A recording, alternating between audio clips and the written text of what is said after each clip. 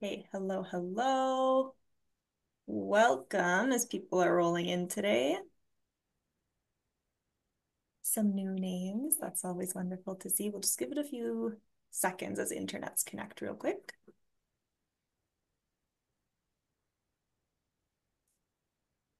Okay, there we go. The list is building. Wonderful. So, welcome everybody to today's education session. This is a part of our education series that we have going on throughout the month of March. This is Treading Above Water.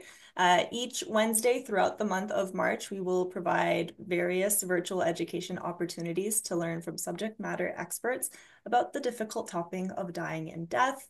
The aim of this education series is so that you can be equipped with supportive tools and plans before the waters of life get tough. Today's education session, part of this series, is planning ahead, considering your wills and estate plan. Now, before we get into this delicious information today, just a little bit of housekeeping for you all. Two buttons that I really need you to know about. At the bottom of your Zoom bar, at any point, if you have any questions that pop into your brain, you can look for one of two buttons. We've got the chat bubble, two cute little chat bubbles, or we've got the Q&A, one little chat bubble. Whichever one your mouse or your fingers find first, that's okay. We'll be monitoring both of them. As soon as a question pops into your brain, get it out there, put it into the chat or into the Q&A. We want to hear from you if you have any questions, comments, concerns, uh, anything at all that you'd like to direct either to myself or to our presenter today. Who am I? I forget this every time. My name is Gloria. I'm the virtual program coordinator here at Gilda's Toronto. So I'm going to be behind the scenes for your tech/social support throughout this hour while our presenter is taking center stage. If we don't get to your question right away, we will be answering them throughout. Just in case, there will also be a little bit of dedicated time at the end for any that we may have missed. So don't worry if we don't get to you right away. We will get to you, we promise. This is a webinar, so we cannot see you, we cannot hear you, and so it really is important to us that you use either of those two buttons in order to communicate with us throughout this next hour. This presentation is being recorded, so if you're here in the present, wonderful, or perhaps you're watching us from the future, hello from the past. And last point here is to reach us at program@gildasclubtoronto.org. Even if you're not a member currently, doesn't matter if you have any questions or you're looking for resources, whatever it may be, that's the best email to reach us at. Now, who is going to take us through this next hour of learning? Adam Solomon. We'll do a little bit of a reading to get to know our presenter today. So Adam is a tax and estates lawyer with his practice focusing on personal and corporate income tax and estate planning, including the preparation of wills, trusts, and power of attorney, as well as assisting with estate administration tax planning, and business succession planning. Adam routinely acts for owner-managed businesses, professionals, and families in addressing their tax and estate needs. Adam earned his Juris Doctor from Osgoode Hall Law School, where he received numerous awards. Prior to law school, Adam obtained a Bachelor of Education from the University of Toronto and a Bachelor of Commerce from the Ted Rogers School of Management at Toronto Metropolitan University. So without further ado, Adam, I pass the powers on to you. Thank you. Thank you. Thank you for having me here, everyone. Let me share, see if I can figure out how to do this properly again. Uh, Gloria, you can let me know if it's showing up properly on your end. Yeah, that looks good. Thank you. Okay, perfect. So thanks everyone for having me here. I'm here to talk about just kind of thinking ahead and making sure you have a proper plan in place for any demise or any foreseen or unforeseen circumstances that might come up, and just making sure you've kind of given thoughtfulness to everything that might arise in the future. So just a couple quick notes. This information presented in the seminar is of a general nature only. Everyone's case is specific, and everyone's circumstances are specific to them. And so I'm happy to address any questions, but to get really into it, you should have a conversation with your own lawyer or advisors to make sure that they're thinking of everything and everything's being thought of. My goal here is really just to raise some thoughts and questions and maybe trigger some thoughts in your brain to say, oh, that's something that, let me make sure I've dealt with, or oh, I'm interested, maybe I should, look into that a little more. So, Gloria gave a little bit of my background. I am a tax and estate lawyer.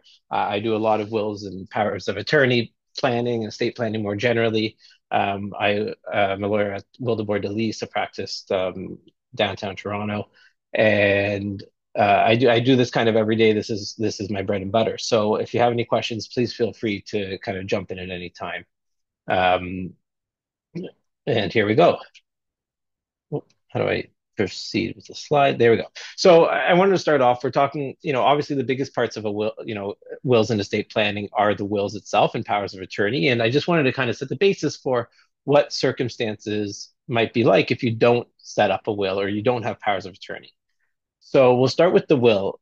And many people don't have wills, and there's kind of been, the legislation, the laws have been put in place to say what happens if someone dies without a will. So there's a whole set of rules, and there's a few complications that come from that. So in terms of who inherits and who gets all your property, there's a guiding set of rules under what we call the Succession Law Reform Act about intestacy, which basically means dying without leaving a will. And under those rules, it's somewhat logical, but there's a few nuances to it. So if you don't have a will and you don't state anything, um, what would happen to your assets is typically they would be split between the people you leave behind, your family, uh, your family, and usually your closest relatives. The exception is it works a little bit different for if you're married versus not married. So if you're married and you have a legal spouse, what would happen is your spouse would get what they call a preferred share of. I think they recently increased it in the last couple of years. I think it's about $350,000 of assets. They would get that preferred share first, and then the remainder would be split, would be either given to them entirely if you have no children, or split between your spouse and your children if you have children.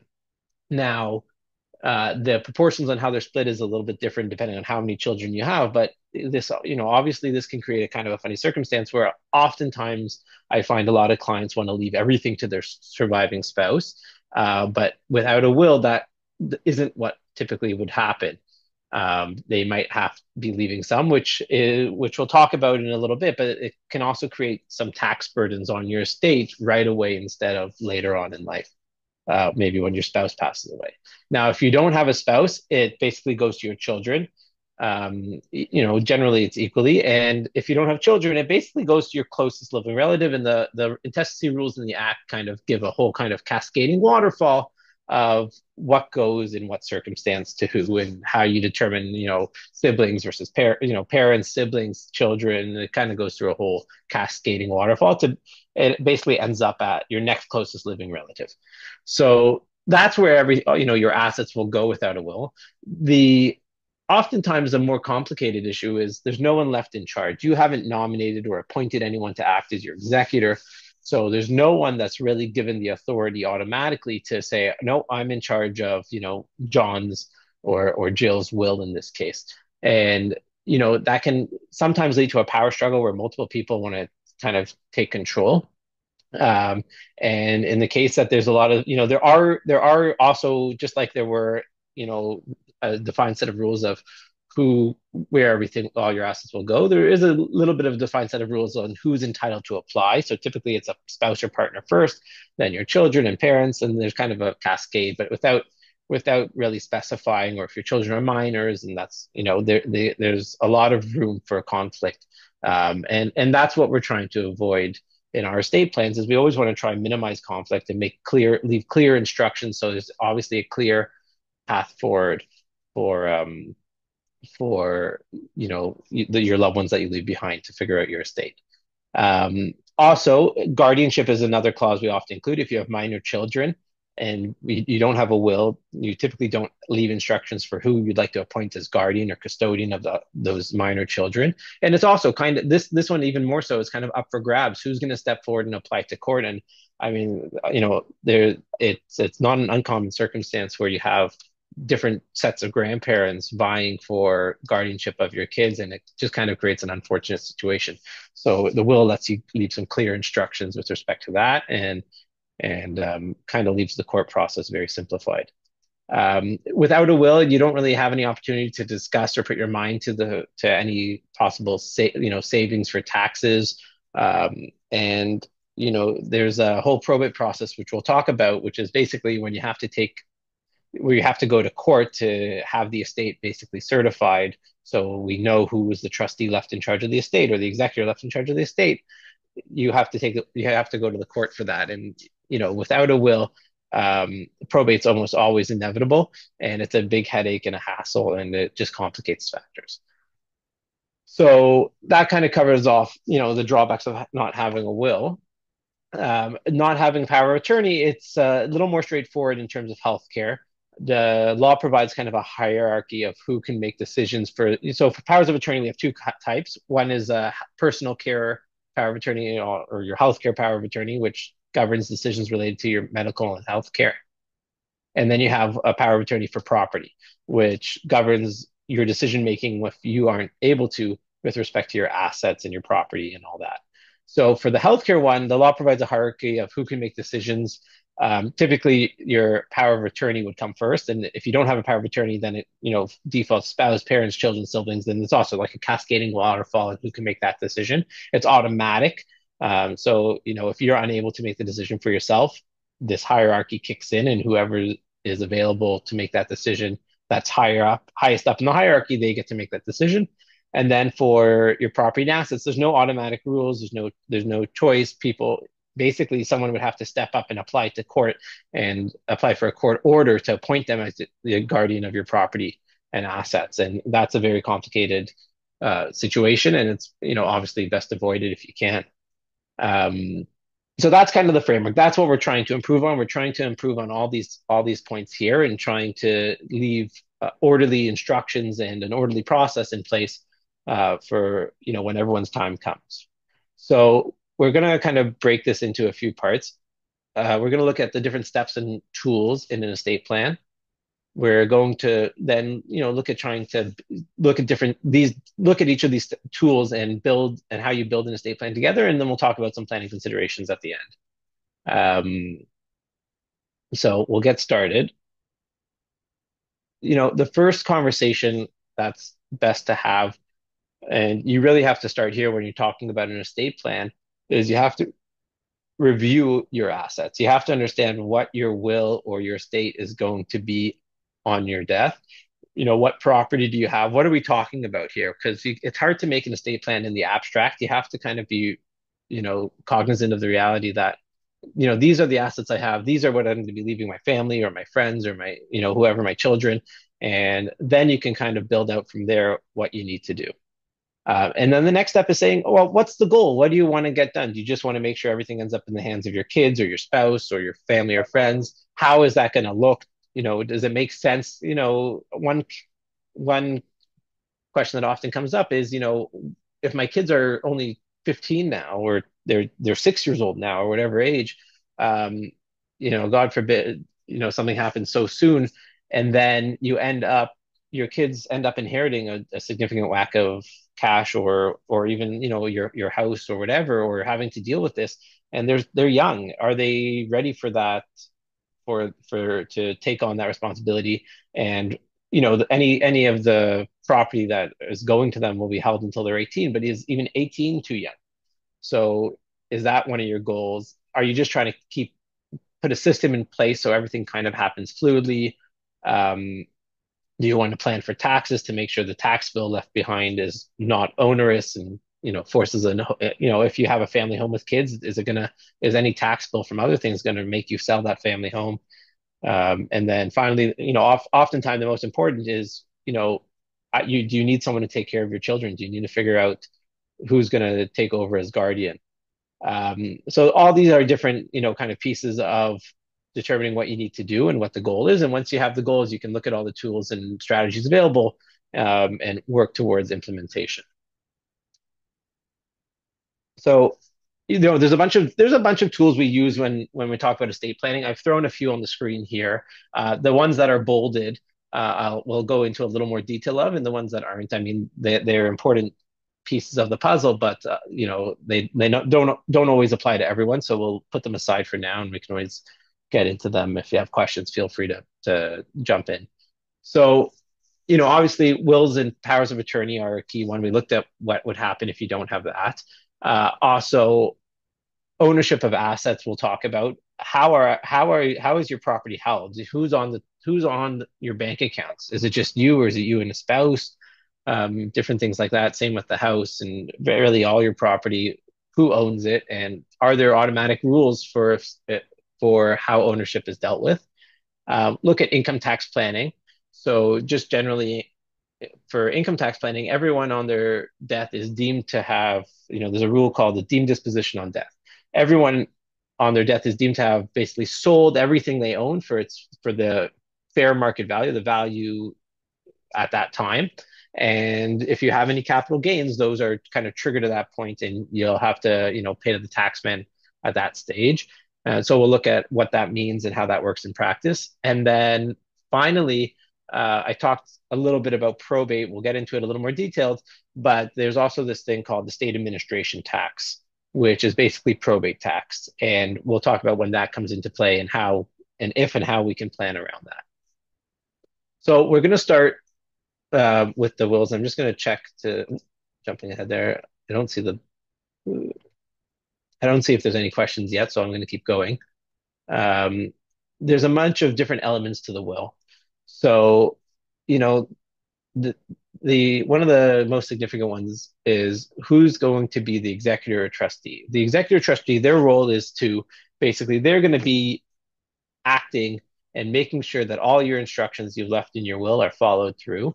They're going to be responsible for getting all your assets, paying off all your debts, and distributing and ultimately distributing everything to the beneficiaries, whoever that may be. Now, obviously it can be a difficult decision and it's hard to make the right choice. That the main thing is you have to keep in mind that you want to pick someone you trust. I mean, executor and trustee, it's in the word trustee itself. You have to be able to trust them that they're going to carry out your wishes. And they're ultimately the executor and the trust or the trustee. We use the words interchangeably. They're accountable to the beneficiaries. They have to follow all the instructions of the beneficiaries, all the instructions in your will for the benefit of the beneficiaries. Sorry. Next, you got to think about distribution of your assets. Where is everything going to go? Do you want to leave anything behind to charities? Do you want to make any gifts to any, important people in your life?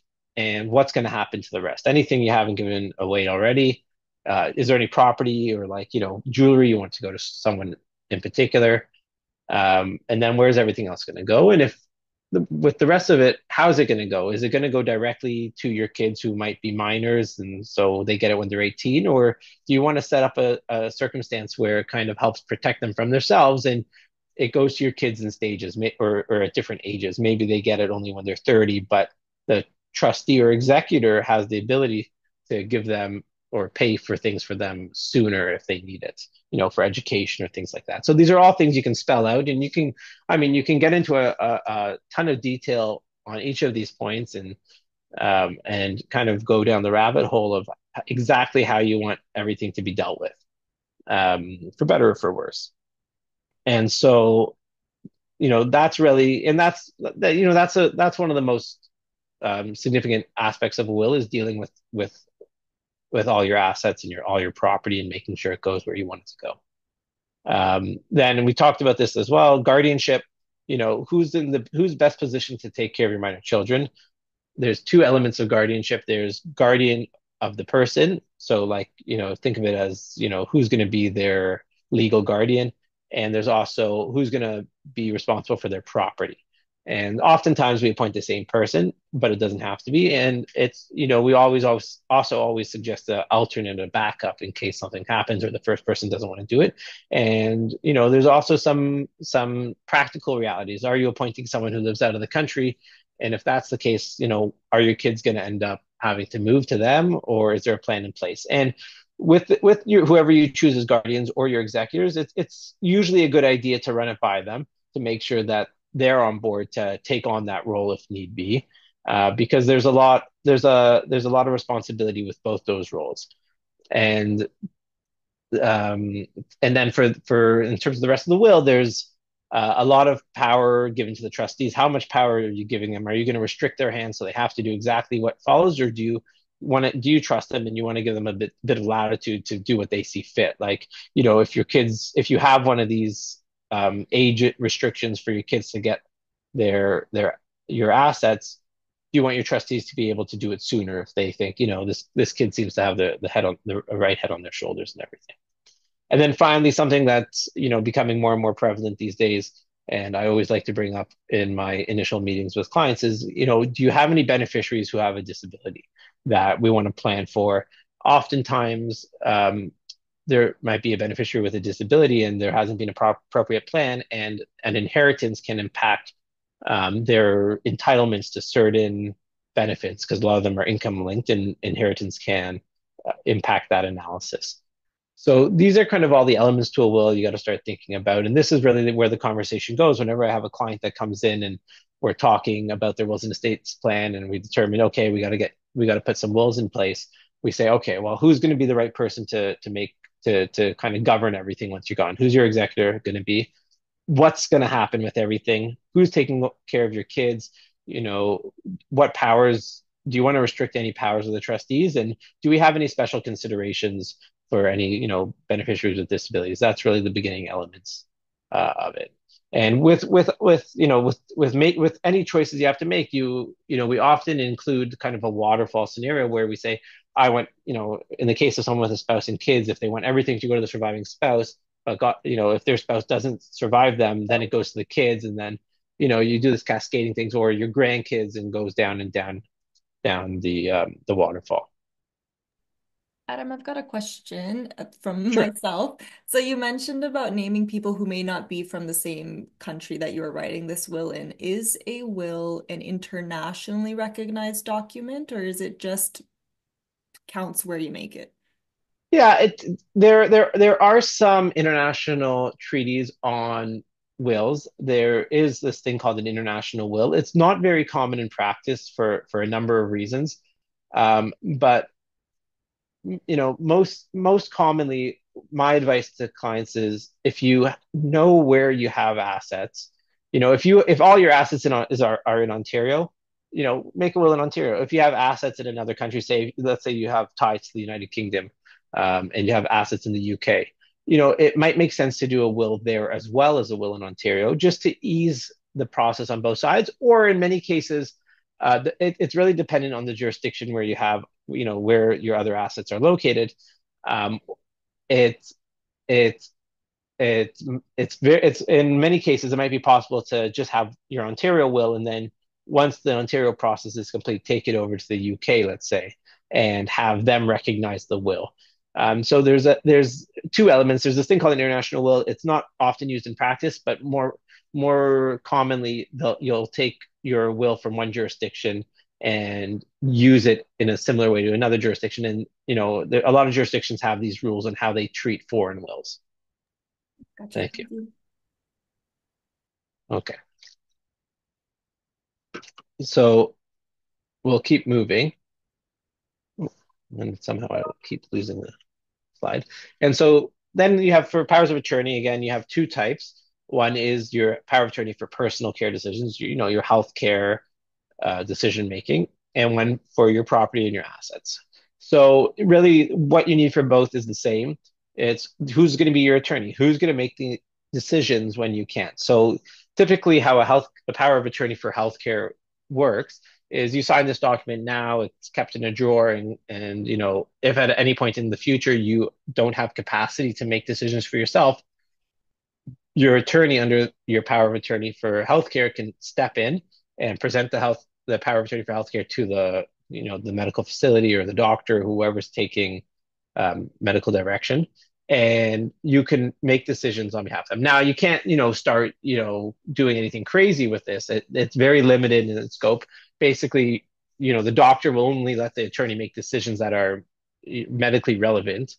But you can include special instructions. Do you want to have certain provisions for if you're in a bad state and you're being on ventilators and all that? You can get into a little bit of detail there. Do you want decisions to be made in accordance with your religion? Do you want decisions to be made on organ donation and things like that? So you can include all those. You can include instructions like that. Now but it's separate from things like medical assistance in dying, like the MAID rules, and and that is not decision you can make in your power of attorney. That's a decision you make with your healthcare providers beforehand, and it's ultimately you're limited to a certain class of decisions, and these are more decisions that your attorney can make when you're incapacitated and unable to make the decisions for yourself. Um, and this really only comes into play if you don't have the capacity to make decisions for yourself. If you're, if you have capacity and you can, comprehend the medical decisions you're making, this won't come into play until that point. Now, switching gears to your property, this is a little different. So when you have a power of attorney for property, uh, you know, we typically don't like to put restrictions on when it's used in the actual power of attorney, because then the institutions that the bank that you're presenting it to might start asking for onerous materials that's difficult to get a hold of. The typical practice that a lot of lawyers do is you sign your power of attorney for property and it's effective immediately. So that means the attorney you appoint to make these decisions can go and take this power of attorney to the bank the next day and start using it. Now, there's obviously some abuse um, that could occur in circumstances. So the practice that has emerged for many, many lawyers is that you sign your power of attorney for property, but you leave them with your lawyer. And you also leave written instructions for your lawyer on what to do with your power of attorney for property, which, mine basically say, don't release my power of attorney of property to my attorneys unless A, I give you written instructions to, or B, my attorney comes to you with a letter from my doctor that you've verified that says I've lost capacity and I can't make these decisions for myself. Otherwise, we hold on to the client's power of attorney until one of those two conditions are met, or until the client requests it back. So, and the key for both of these is you're choosing people that you trust to act as your attorney, and and um and they're going to be responsible for making these decisions in your absence because you won't be able to. All right. So next we'll talk about, I mentioned these in the beginning, these estate administration taxes. So this is basically what you might be more familiar with the term probate. You might have never, hopefully, it's kind of a pain of a process, so hopefully you've never had to deal with it. But what it is, it's a formal process of taking a will, or it can even happen without a will, where if someone died without a will, but you have to go to the court to be certified, and it certifies the trustees. The formal title is called the Certificate of Appointment of a State Trustee. And it's basically the court stamping saying, no, we've done some due diligence. The estate trustee followed a process, and this is the trustee. This is the executor of the will, and the court's putting their stamp of approval on it. And third parties can rely on this. Now, the process and the tax associated with going through this process is a kind of a pain. It's not a huge tax. It's about 1.5% on the value of your estate, which equates to about $15,000 per million in assets. Two kind of uh, annoyances with it is it's calculated on the value of your whole estate, including, if you have a principal residence, which would otherwise, be exempt for income taxes with the principal residence exemption. It would apply to your principal residence as well. So the value of your house would still be included in the value of your estate, less any mortgages. And then the other big pain is that it's a months-long process. It can take many, many months for the court to process the application. And the assets are often frozen with the bank. The bank won't let the trustees deal with anything until they receive the certificate from the court. So that being said, probate is not a mandatory process in Ontario. It's a voluntary process. And you can also take some certain planning to help minimize or eliminate the probate taxes. And so we'll talk about a few different options, but the reason it's not mandatory is there's no legal requirement to obtain probate in respect of anyone's estate. It's usually done out of necessity. It's when you have a third party, such as a bank or the land registry office or land titles office in Ontario, for example, those institutions won't let the trustee deal with the property. They won't let the executor sell your house without having that certificate, and the banks won't release the funds to your executor without that certificate, because they don't want to stick the banks in the land titles office. They're not going to stick their necks out and rely on this piece of paper you're putting in front of them. They want to be able to kind of have comfort that the court has kind of stamped this, and it kind of absolves them of some of the liability surrounding releasing the funds to the wrong person.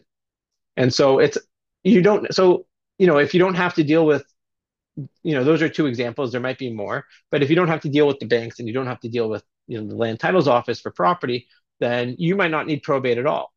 Some people then and then so one of the issues is if you have to deal with probate on one thing, you typically have to deal with probate on everything. The exception to that is if you create what we call like dual wills, or you have two wills. You have one will for probate items and one will for non-probate items. And you don't have to decide right at the start what goes in which will, but the idea is anything that requires probate, if you have a bank account that they're going to insist that you go to the court to get it certified, that falls in one will that goes to court and gets certified. And everything else you have, your household contents, maybe you have if you operate a business in a company, the shares of that company, or you have a valuable collection of art, everything else that doesn't require a third party involved in the transfer of them, those can stay in your non-probate will, and you only have to pay tax and only have to go through the process with the items that fall in the probate will. So that right there can help minimize quite a bit of the probate tax as well as the pain and headache involved. Other ways to kind of plan for probate is through ownership. I mentioned this at the outset, but if let's say you have a house and you own it jointly with your partner or your spouse, that house will, through how joint partnership works is a joint tenants, there's a right of survivorship. So the surviving joint tenant in that case automatically receives the property on the death of the first joint tenant. And so that basically bypasses your estate altogether and it goes directly to the co-owner. And sometimes people do it with children, not always advisable, or other options are to use some kind of trust or corporate ownership for different types of property. And that can help avoid too, because if it's in a company or in a trust, it doesn't fall under that probate will. It can fall under a non-probate will and avoid the headache and cost associated with the probate process as well. And then finally, if you have any registered plans, which basically, RRSPs, retirement savings plans, RESPs, education savings plans, TFSAs, tax-free savings accounts, and life insurance policies or other insurance policies, all of those are kind of unique in which the holder of those plans or policies can appoint a beneficiary or a successor annuitant or basically someone that the policy automatically goes to on your death.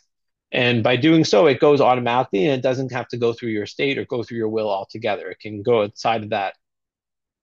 It can go outside of that altogether. I'll mention RESPs as well because RESPs typically it's for a child or a grandchild you set up an RESP for, and as long as you have a successor subscriber, they call it. It's basically someone to give instructions and be the subscriber after you're gone on that plan. Those can avoid the estate as well. But if you don't have those, they end up falling into your general estate and into your will.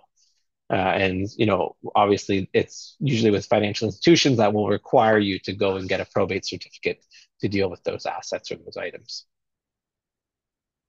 Okay, and so in addition to probate tax planning, there's also different opportunities for income tax planning and estate planning more generally. I'm just going to kind of give a high level overview of some of these because these are unique to everyone's circumstances, and they don't apply to everyone. But income tax generally on your death, I mentioned you have a deemed disposition of all your assets on your death. So whatever you have, you're deemed to have sold it at its fair market value. So if you have investments in the market or mutual funds or anything like that, you're deemed to have disposed of them on your death. And if there's any capital gains that now are triggered because of that deemed to have sold them, those have to be paid in what they call the terminal tax return. And that can obviously create a tax liability on your death. And one exception is there is a spousal rollover available when you leave assets to your spouse on your death. there's an automatic rollover that applies, so that tax is not triggered. So the deemed disposition really, if you're leaving everything to your spouse, really only applies in the second spouse to die. And then, one overlooked consideration in many cases is you have this deemed disposition, you're deemed to have sold everything on your death, and now you have this tax bill. How is your state going to pay the tax? If if your kids are living in your house, you obviously don't want to have to sell the house to pay this tax. Um, and or if you have investments, are you going to have to sell all the investments to pay the tax, even if it's not the right time to sell the investments? So it's good to put your mind to how this tax is going to be paid. And there's different options available, and one common option is life insurance helps pay the taxes for these kinds of things. And also, one thing I deal with in my, having a corporate law practice as well is oftentimes if you own a business and you have shares in that business, you're deemed to have sold your shares at the value of the company at the date of your death. That can create a big tax bill, but you don't want to have to liquidate. And if you have an operating business, you don't want to have to liquidate that business in order to pay this tax. So it's good to put your mind to that early. And then another key point that a lot of times is overlooked is debts belong to you. Don't belong to your beneficiaries. They are yours alone. Your spouse does not inherit your debts, subject to very narrow exceptions. And so any debts that you have are paid. So when you die, your estate is basically everything's taken into account. They take in all your assets and they figure out what the value is. They take in all your debts that you owe and figure out what the value is. And the first step is basically your debts are paid off first. And then once your debts are paid off, and then whatever's left can get distributed to your beneficiaries. But I've gotten the question more than a few times in the past where it says, "Oh, my spouse has this big debt from before we were married, and I'm worried I'm going to have to pay it on our death." Typically that's not the case unless there's something else, some other complicating factor that happened. But the fundamental idea is debts are your own; they're not the responsibility of anyone else to fill your debts. It's possible your state might be bankrupt in that case, but your estate might be bankrupt. The debts, the your creditors or whoever you borrowed money from can't reach beyond you to other people to get those funds back. And then just changing gears, a little bit of estate planning consideration. So if you have corporate shares, there's a lot of opportunities for estate planning. There's something called a lifetime capital gains exemption. Basically, it's a tax incentive for people to run a small business in Canada and feed into the economy and all that. There's a lot of tax policy behind it. But the idea is that if you have a small active business operating in Canada and you meet certain rules and tests, then you can be eligible for an exemption on some of the capital gain on the sale or deemed disposition on death on those shares. There's a lot of intricacies involved there, so I would suggest reaching out to a tax lawyer to discuss that. And then, also trust for children, we talked about a little bit, but the idea is, do you want to put special rules in place for your children on anything that they might inherit on your death or on your spouse's death, on the death of the second of two spouses or whatever of the parents? Do you want to put some rules in place? Do you want them to be able to have full run at all the assets, significant or insignificant? And how much do you want them to be able to make the decisions? And at what age do you want them to be able to make these decisions? All of these is basically trying to protect the assets from being misused or abused or squandered or whatever, however you want to put it. So there's lots of different tools available, and this goes back to figuring out what the goal is. What's the ultimate goal in this estate planning? How are you going to be able to deal with everything? And one common thread is when you have multiple children, everyone always hears, no one fights until there's money on the table. And my little comic here is, just kind of a nod at that is saying, a solid estate plan kind of removes any possible for conflict because it really addresses any issues up front and it doesn't leave room. It leaves less and less room for conflict. I mean, it can always develop and there can always be conflict amongst your beneficiaries, but as much as possible, we try and avoid that. Um, because at the end of the day, usually it's the estate as a whole that loses out.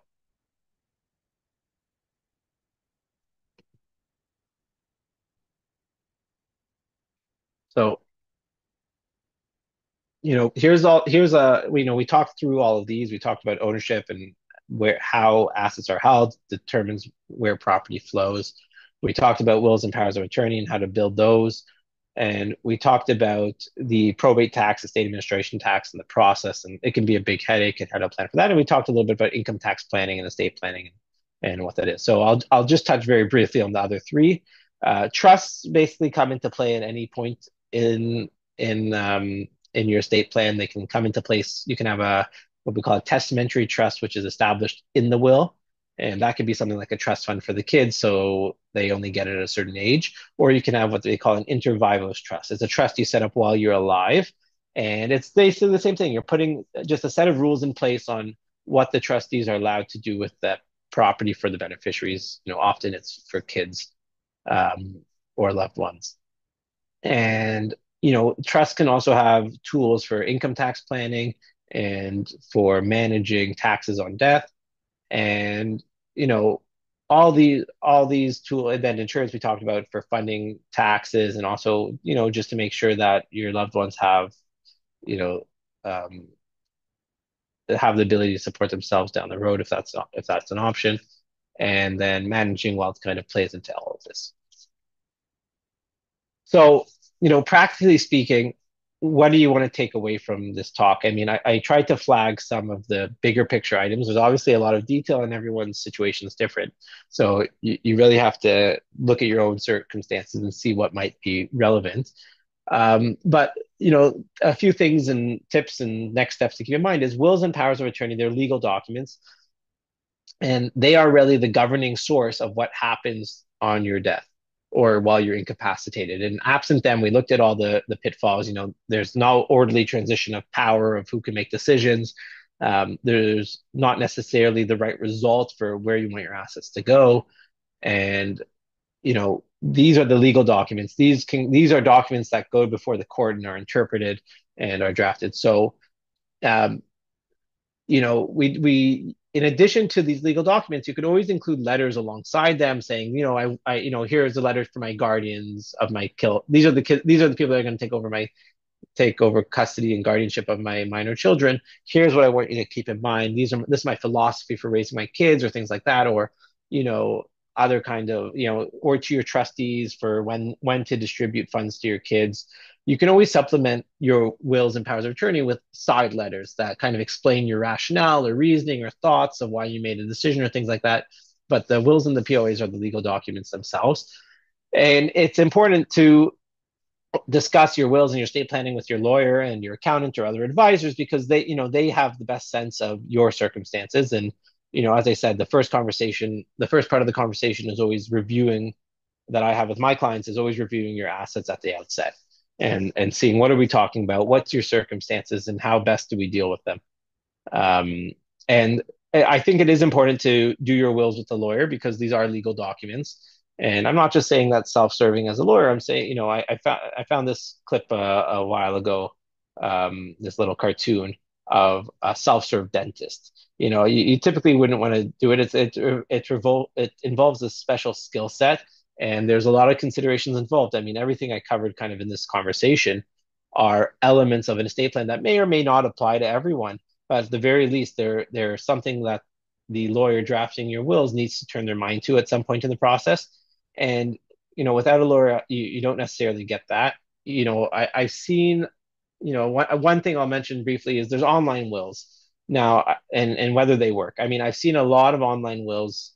They becoming increasingly common and available in the past years, where you go online, you sign up for this service where you pay whatever it is, and you put in all this information, and it pops out a will completely made, most usually by AI.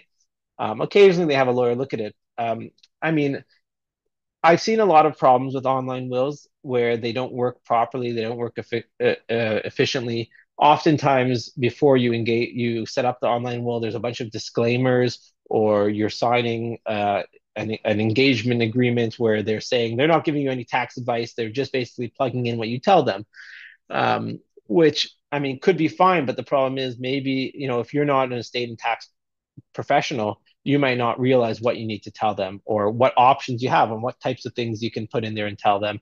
tell the software to kind of churn out. So I'm still a little skeptical about the online wills process at this stage. I haven't quite seen them. They're fairly simple documents and they don't always work. And then also a lot of the times you're left to the execution of these wills on your own. And the execution of these wills are fairly complicated. And there's a whole formal procedure for signing these wills. And that's why, my clients, I always have, I personally meet with them to sign the wills and have a second witness there. And there's a whole process because that way I can make sure it's being done um, appropriately. And then, and then just generally, estate planning and wills and powers of attorney for everyone is a sliding scale of sophistication. Your situation might be straightforward, or you might have a lot of complex holdings and assets that need to be, thought of and dealt with. And it's difficult. It can be difficult to find the right person to help you with that. So, it's always good to have conversations with, the lawyer and see if that's the right fit. And but it's good to reach out, and that's ultimately how you kind of get the process moving. So here's a few just a couple of resources and information if you want to find further. We'll do some questions next if there are any. But the Ontario government put out a thing about making the power of attorney. These are fairly straightforward. Often the hospitals might point your loved ones to set one of these up ahead of time, but you end up doing a lot of it yourself. Most lawyers and the state practitioners will kind of do powers of attorney at the same time they do your wills. It's kind of a package deal for in most cases, and that kind of sets you up with your estate plan. And then I've also included a link about wills and powers of attorney from Steps to Justice, which is kind of it's a community legal resource that kind of can take you through the steps and a lot of good information about making wills and powers of attorney there. And if you have any questions, always feel free to reach out to me personally. My information's on there. I'm always happy to have a conversation.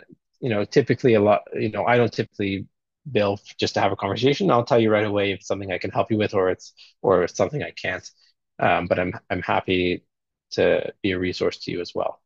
So with that, I'll leave it for questions. And my one of my favorite jokes, because I've had a couple clients over the years ask me to make sure we provision for their pets. And so it's hard. It might be hard to see because it's a little faded, but the caption here is all of you except a party named Fido may now leave. And it's the will's lawyer reading the will to the beneficiaries. And so with that, thank you for listening to me for the last 45 minutes or so, and happy to answer any questions. Thank you so much, Adam. This has been wonderfully informative. We do have some questions. Sorry if this has been answered already, but if is there ever too early of a time to be doing wills and estate planning? Not really. I mean, when I have younger clients come in or clients earlier on in their lives, maybe their lives are, more straightforward or simpler and something, we typically have a conversation and say, everyone probably benefits from a will because the will is kind of an insurance plan. It's there, at a young age, a will is an insurance plan to make sure things happen. And, we I always ask, one of my first questions is, okay, how old are you? Because it's a kind of a sliding scale. If you come to me and you're much younger and your situation's much straightforward, maybe we don't do so much complex planning. We probably don't do any complex planning. We just, do the bare basics, just so you have kind of that insurance plan in place. Versus if someone comes to me much later on, then we can get into more details and expand the scope of what kind of estate planning is on the table. Thank you. How often do you recommend people to review their wills? what I try to tell my clients is think about it at least once a year, very briefly, just like let it pop into your head and take a good look every few years, and maybe reach out to the lawyer every, 5 years to make sure that they still work well. The reality is though, anytime your circumstances change, people pass away, um, you know, you can review your wills. I mean, I have some clients who every time they're, when one of their family members, pisses them off, they want to give them a little less kind of thing. I mean, it's all kind of discretionary to you, but I would say any time circumstances change, and at least think about them every year or two to make sure they still fit for what you need. Perfect. Thank you. Someone here writes, I'm going through a separation slash divorce. Anything I should be thinking about in regards to wills and estate planning? Yeah, so there if you do have existing wills, they probably don't reflect what you would want after you've gone through that process. So you'd probably be update them. And if you did them previously with your spouse, you probably have to find a new lawyer to do it because that there might be a conflict there. There are some rules if you don't have a chance or aren't able to or aren't capable to update your wills after that fact, but it's better to just set it out new. And then it's also important that your new wills make sure that any obligations you have under a divorce agreement or separation agreement are appropriately dealt with or recognized in the wills to make sure you're not going to breach any of those agreements as well. And things like, and if you have children, things like custody and guardianship also play in there too. There's some special, ways that works as well when there's two people with custody, if that's the case. A part two to that, are beneficiaries entitled to viewing the will? Can they access it through anyone other than the executor? Not during your life. The only people who can access the will during your life are you or anyone you share it with. On your death, generally speaking, I mean, there's a bunch of rules, but generally speaking, a beneficiary will be able to see it.